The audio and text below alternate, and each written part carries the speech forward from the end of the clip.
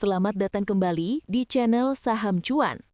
Channel ini hadir untuk membantu teman-teman memahami saham secara rasional, berbasis data, dan berorientasi jangka panjang, bukan berdasarkan rumor, euforia sesaat, ataupun ajakan beli dan jual. Sebelum kita mulai, saya ingatkan kembali bahwa video ini sepenuhnya untuk tujuan edukasi, bukan rekomendasi beli, bukan rekomendasi jual. Seluruh keputusan investasi sepenuhnya berada di tangan Anda masing-masing sebagai investor.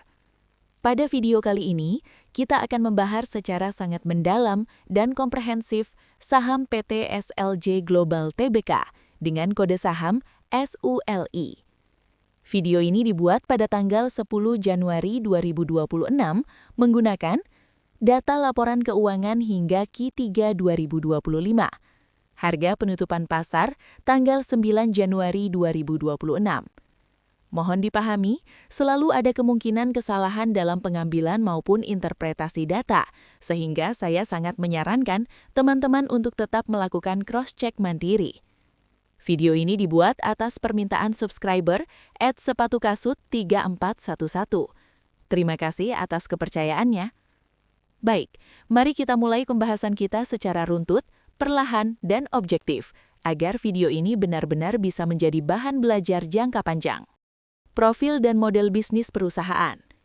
PT SLJ Global Tbk merupakan perusahaan yang bergerak di industri pengolahan kayu terpadu. Produk utama perusahaan meliputi kayu log, papan tangensial, multiplek, triplek yang telah diproses, hingga medium density fiberboard atau MDF. Model bisnis SULI secara teori tergolong integrated business karena perusahaan tidak hanya mengolah kayu, tetapi juga memiliki akses terhadap sumber daya hutan melalui anak usaha seperti PT Karya Wijaya Sukses dan PT Essam Timber. Selain itu, perusahaan juga melakukan diversifikasi usaha ke sektor pembangkit listrik melalui PT Kalimantan Powerindo, serta sektor pertambangan melalui PT Suli Inti Resource. Secara konsep, model bisnis ini terlihat menarik di atas kertas karena perusahaan memiliki aset biologis dan sumber daya alam, produk yang dibutuhkan sektor konstruksi dan manufaktur, diversifikasi pendapatan di luar kayu. Namun, sebagai investor berbasis fundamental, kita tidak berhenti pada cerita, melainkan masuk ke angka dan realisasi keuangan. Karena bisnis yang bagus tidak selalu berarti saham yang bagus, dan sebaliknya. Struktur kepemilikan dan kepentingan pemegang saham. Struktur kepemilikan SULI menunjukkan adanya kepemilikan signifikan oleh investor institusional dan strategic investor, seperti Nature First Inc. dan Mataram Limited. Kepemilikan publik atau masyarakat juga cukup besar, yang berarti likuiditas saham relatif terbantu. Namun yang perlu dicermati adalah, apakah kepemilikan ini mendorong perbaikan kinerja jangka panjang atau justru hanya berperan dalam dinamika harga jangka pendek? Kita juga melihat bahwa kepemilikan manajemen tidak dominan, sehingga insentif manajemen terhadap kenaikan nilai jangka panjang perlu terus diawasi. Dalam value investing, struktur kepemilikan yang sehat seharusnya selaras dengan perbaikan kinerja, bukan hanya pergerakan harga. Kinerja pendapatan dan pertumbuhan.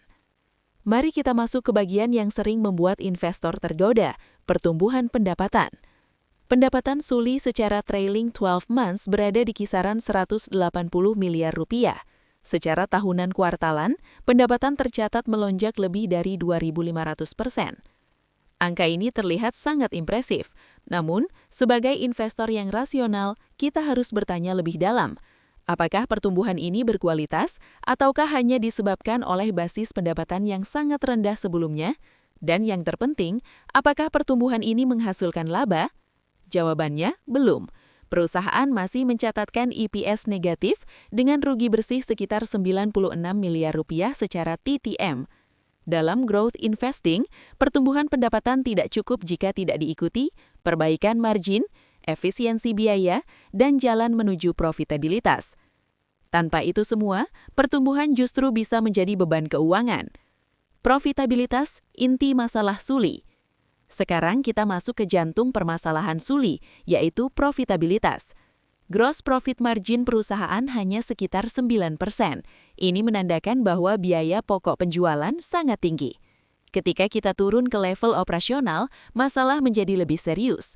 Operating margin berada di minus 11%, net margin juga minus hampir 8%. Artinya, setiap penjualan yang dilakukan perusahaan tidak menghasilkan keuntungan, melainkan kerugian. Return on equity berada di minus 37%. Return on asset juga negatif. Bagi investor value, ini adalah peringatan keras, karena nilai intrinsik perusahaan tidak bisa tumbuh jika perusahaan tidak menghasilkan laba, tidak mampu mengelola aset secara efisien.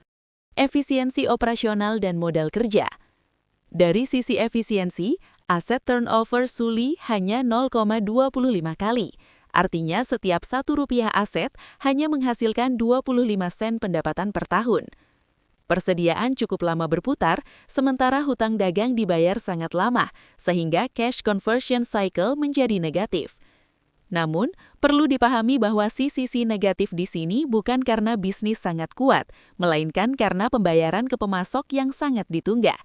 Ini bukan keunggulan kompetitif, melainkan potensi risiko operasional di masa depan. Arus kas, fakta paling jujur. Jika ada satu laporan yang tidak bisa dimanipulasi oleh narasi, maka itu adalah laporan arus kas. Cash flow dari operasi Suli tercatat minus 80 miliar rupiah. Free cash flow bahkan minus 92 miliar rupiah. Perusahaan bertahan hidup bukan dari operasional, melainkan dari pendanaan.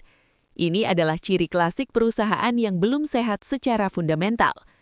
Dalam value investing, arus kas positif adalah syarat mutlak. Neraca dan risiko keuangan. Likuiditas Suli berada pada level sangat rendah. Current ratio hanya 0,40, quick ratio bahkan 0,28. Altman Z-score berada jauh di bawah ambang aman, yang secara statistik menunjukkan risiko financial distress sangat tinggi. Meskipun rasio duta terlihat moderat, kemampuan membayar bunga sangat lemah. Ini adalah kombinasi yang tidak ideal. Valuasi, value, atau value trap. PBV Suli berada di kisaran 3,6 kali, sementara perusahaan masih merugi. Dalam kondisi seperti ini, PBV tinggi tidak mencerminkan aset murah, melainkan ekspektasi pasar yang belum terbukti. PE ratio negatif tidak relevan untuk analisa value. Secara objektif, valuasi Suli belum bisa dikatakan murah. Harga saham dan momentum. Dalam 1 tahun terakhir, harga saham Suli naik lebih dari 80%. Namun kenaikan ini tidak diiringi perbaikan fundamental. Ini menandakan bahwa pergerakan harga lebih didorong oleh momentum dan sentimen, bukan oleh nilai intrinsik. Bagi investor jangka panjang, ini bukan konfirmasi positif. Kesimpulan fundamental. Berdasarkan seluruh analisa fundamental yang telah kita bahas, Suli belum memenuhi kriteria value investing, belum memenuhi kriteria growth investing yang sehat, kenaikan harga lebih bersifat momentum jangka pendek. Suli saat ini lebih cocok dipantau, bukan dikoleksi jangka panjang. Investor yang bijak menunggu bukti nyata perbaikan laba dan arus kas, bukan sekedar cerita. Sekali lagi, ini bukan rekomendasi beli atau jual, melainkan edukasi berbasis data. Analisa teknikal dan momentum harga. Struktur tren, trend structure. Time frame harian, daily. Secara struktural, Suli masih berada dalam tren naik menengah, higher high, higher low, sejak memantul dari area bawah 52 week low. Namun, laju kenaikan mulai melandai, mengindikasikan fase konsolidasi setelah rally tajam. Time frame mingguan, weekly. Pada weekly, harga masih di atas area base breakout sebelumnya, tetapi candle-candle terakhir menunjukkan upper shadow yang memanjang, tanda tekanan jual di area atas. Makna teknikal, tren belum berbalik turun, namun momentum tidak sekuat fase awal rally. Support dan resisten kunci. Resisten, hambatan naik. 220 sampai 226, area 52 week high, supply kuat, potensi profit taking. 200 sampai 205, resisten psikologis dan area distribusi sebelumnya. Support, penopang harga, 165 sampai 170, support minor, area konsolidasi terakhir. 140 sampai 145, support menengah dan area retest breakout. 100 sampai 110, support mayor, zona aman jangka menengah. Implikasi, selama harga bertahan di atas 140, struktur uptrend belum rusak. Breakdown di bawah 140, sinyal awal perubahan tren menjadi sideways bearish. Moving average, MA. MA 20 daily mulai mendatar, momentum jangka pendek melemah. MA 50 daily masih menanjak, berfungsi sebagai dynamic support. MA 200 daily berada cukup jauh di bawah harga, tren besar masih bullish. Sinyal penting, selama harga di atas MA 50, bias masih bullish to neutral. Close konsisten di bawah MA 50, peringatan awal distribusi. Momentum indicator, RSI 14, RSI berada di area 55 sampai 60. Tidak overbought, tidak oversold, fase netral. Artinya, tidak ada dorongan kuat untuk naik agresif, tapi juga belum ada sinyal jual ekstrim. MACD, histogram mengecil, MACD line mendekati signal line. Ini mengindikasikan pelemahan momentum bullish, potensi sideways atau koreksi sehat. Volume analysis, volume besar terjadi saat fase rally awal. Pada fase mendekati high, volume mengecil.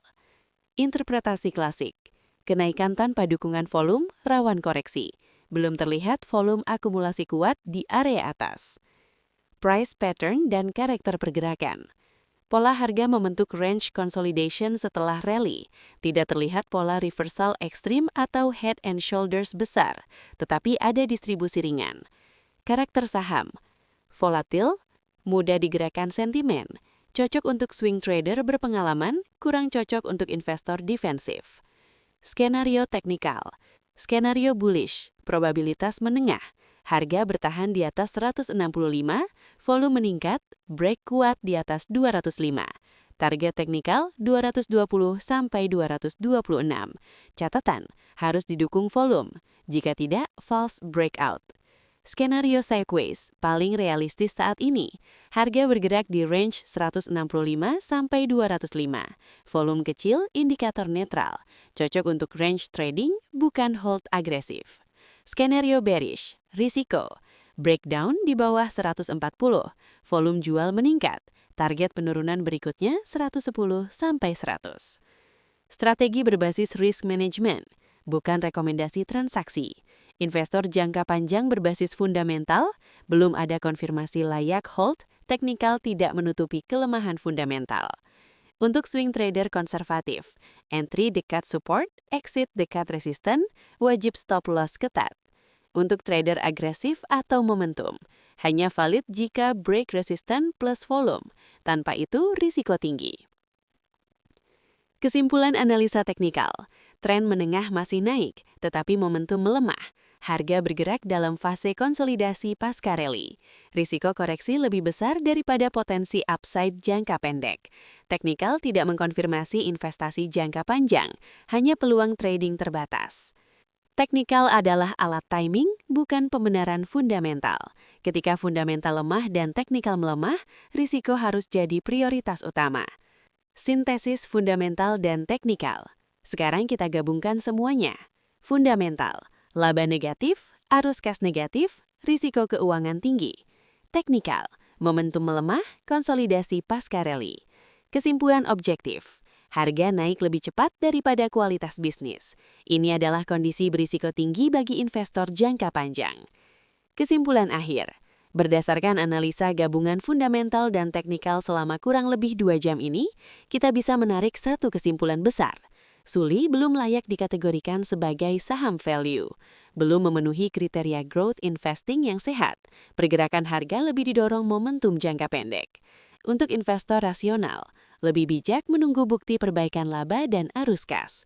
Untuk trader berpengalaman, manajemen risiko adalah segalanya. Sekali lagi, ini bukan rekomendasi beli atau jual, melainkan edukasi berbasis data.